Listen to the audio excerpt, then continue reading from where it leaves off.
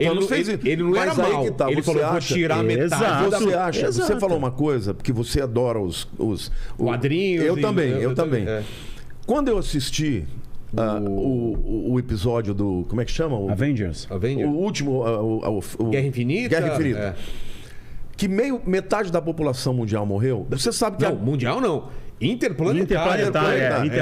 Você sabe que muito do que está por detrás desses bilionários metacapitalistas que dominam o mundo, muitas das coisas que eles vão lançar, eles lançam antes. Nos quadrinhos, nos programação filmes. preditiva. Né? Chama programação preditiva. Claro pro pessoal, a gente não está afirmando nada. Claro. É um exercício de é uma elucubração. Exatamente. Você citou essa questão do reset, mas também teve um resgate da teoria malthusiana e redução populacional. O problema fala em reset da economia, né? Mas já a gente pode falar que é muito além de um reset da economia. Da transformação da sociedade como um todo. Isso está ligado à nova ordem mundial. Tá? Mas é o seguinte, tem 2 semanas que derrubaram um monumento na Geórgia. The Georgia Guidestones. As pedras guias da Geórgia. Só a galera curiosa dá uma gulgada. O que foi isso? Na verdade, na Geórgia tinha um monumento que eram várias pedras alinhadas com o solstício equinócio. Tá? A posição de estrela, etc. O que é mais importante o pessoal sacar aqui, o pessoal entender? Ali tinham informações, 10 mandamentos, 10 princípios para um mundo melhor, uma sociedade mais saudável, mais equilibrada. Qual é o primeiro? E ali estavam em vários idiomas. 10 mandamentos se opondo ao quê? Aos 10 mandamentos. Mas é claro. Moisés. É claro. O mundo é guiado pela visão judaico-cristã. Então precisa passar essa ordem, tá? E a gente pode entrar em outros aspectos aqui. Mas o que está lá? O primeiro mandamento, redução populacional. Que eles entendem como um mundo saudável e equilibrado. A equação homem, recurso natural, natureza, etc. Vamos pensar assim. Alimento, um mundo com 500 milhões de pessoas. Caramba, a gente está lá. A gente está batendo 8 bilhões... Pense para chegar. Isso, que monumento é esse? Não sabe quem colocou lá. Tem alguma especulação, falam de Rosa Cruz, etc. Falam de ordens secretas que existem. Isso não é só falam de maçonaria. Redução populacional. Depois eles vão falando ali. Eles falam do controle de informação, controle populacional, etc. São 10 mandamentos ali, né? Enfim, ele tem uma viagem meio esotérica nos outros mandamentos. Mas, enfim, respeito e por aí vai. Mas o primeiro, redução populacional. Aí você pensa, caramba! E agora derrubaram.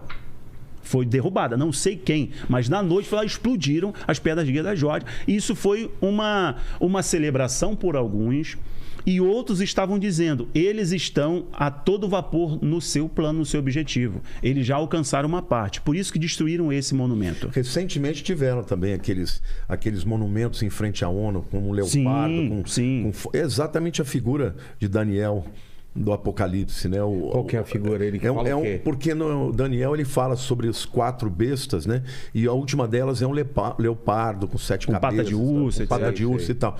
E um artista mexicano doou aquela figura, colocou na frente da ONU como um símbolo da liberdade e da paz mundial. Símbolo da liberdade e da paz mundial. Ou seja, eu acredito que eles estão avisando os seus adeptos que está chegando a hora. Então a gente percebe que existe uma orquestração tanto das questões de guerra, tanto da questão de economia. Por quê? Porque nós precisamos, para que haja o cumprimento das profecias, que haja um colapso econômico no mundo. Esse colapso econômico, ele vem por guerras. Nós tivemos primeiro a pandemia. Acabou a pandemia, entrou a guerra. E essa guerra, ela não está para terminar, ela vai se estender. Não está parecendo que vai terminar Então logo. isso está gerando o quê? Está gerando um caos no mundo. Os Estados Unidos estão entrando em recessão. Caos e uma ansiedade, as pessoas estão doentes. Quanto mais isso acontece, maior é o controle. Uma coisa que a gente não citou ainda, mas que é a questão do domínio da tecnologia.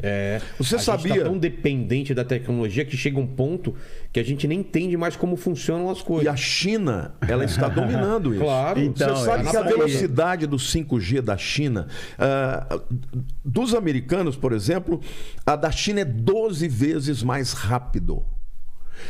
Para você ter uma ideia, o número de satélites que a China tem, só a China, mais de 12 mil satélites para estabelecer... Tava para cair alguma coisa da China. Agora veja o seguinte, esses satélites colocados como uma constelação no mundo... Uma rede. Hoje, não estou falando no futuro, hoje, se você fizer uma consulta ou você for, por exemplo, um caixa eletrônico e tirar um dinheiro para quem tem o 5G da China, em 5 segundos a China sabe que essa operação foi exercida, sabe o lugar, o caixa eletrônico que aconteceu ou o celular que aconteceu, onde for em 5 segundos por causa do 5G. Agora, você imagina a quantidade de pesquisa na China em cima de...